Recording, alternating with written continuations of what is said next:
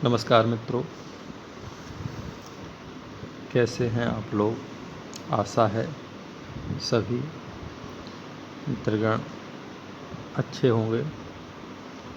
आज हम बात करते हैं भीमराव अंबेडकर जी के बारे में। बाबा साहब अंबेडकर जिनकी जयंती 14 अप्रैल को है, आइए उनके जीवन से जुड़ा हुआ एक प्रसंग देखते हैं कि कैसे बाबा साहब अम्बेडकर अपने उद्देश्य के प्रति कितने गंभीर थे। बात उस समय की है जब भीमराव अंबेडकर अमेरिका की कोलंबिया यूनिवर्सिटी में पढ़ाई कर रहे थे। उस समय वे अक्सर लाइब्रेरी जाते थे और सुबह लाइब्रेरी खुलने से पहले ही वहां पहुंच जाया करते थे और देर रात बैठा रहते थे। लाइब्रेरी में वे तब भी रहते थे जब लोग घर चले जाते थे। कई बार लाइब्रेरी में अधिक समय तक बैठे रहने के लिए उन्हें अनुमति तक लेनी पड़ जाती थी। ऐसे में एक बार एक कर्मचारी ने उनसे पूछा कि तुम्हें मैंने अक्सर अधिक समय तक यहीं समय व्यतीत करते देखा है, तुम दिन भर किताबों के साथ ही क्यों रहते हो? अन्य लोगों की तरह बाहर जाकर मौज मस्ती क्यों नहीं करते? इस पर भीमराव अंबेडकर ने बड़ी ही विनम्रता से जवाब दिया कि यदि मैं भी वैसा ही करूँगा जैसे अन्य लोग कर रहे हैं, तो फिर मेरे लोगों का ख्याल कौन रखेगा, जो कि मेरे जीवन का एकमात्र उद्देश्य है। तो मित्रों, ऐसे थे बाबा साहब जो अपने उद्देश्य के प्रति कितने गंभीर थे। संस्कृत भाषा में भी उनको महारत हासिल थी।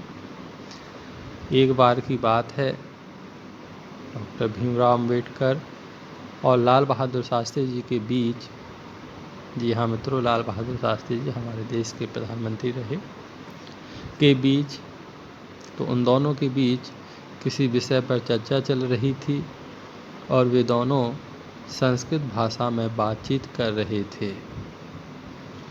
डॉक्टर भीमराव अंबेडकर की संस्कृत भाषा पर पकड़ को देखकर लोग आश्चर्यचकित रह गए, क्योंकि एक अनपढ़ दलित परिवार में जन्म होने के कारण लोग यह मानने को तैयार नहीं थे कि उन्हें संस्कृत भाषा में महारत हासिल है। मित्रों, व्यक्ति अपने कर्म से महान होता है, न कि अपने कुल से, अपनी जाति से। इसलिए महान कर्म करिए, अच्छे कर्म करिए। जब भीमराव अंबेडकर को संविधान मसौदा समिति का अध्यक्ष बनाया गया था, तो वह भारतीय भाषाओं की जननी संस्कृत भाषा को एक महत्वपूर्ण दर्जा दिलवाना चाहते थे, लेकिन संविधान सभा के अन्य कई सदस्यों का उनको समर्थन प्राप्त नहीं हुआ, जिसके चलते उनका संस्कृत भाषा के प्रति विकास का स्वप्न अधूरा ही रह गया। निश्चित रूप से बाबा साहब एक बहुत बड़े व्यक्तित्व, एक विशाल व्यक्तित्व के धनी व्यक्ति थे, जिन्होंने अपनी कठिन मेहनत और निरंतर अध्ययनशीलता से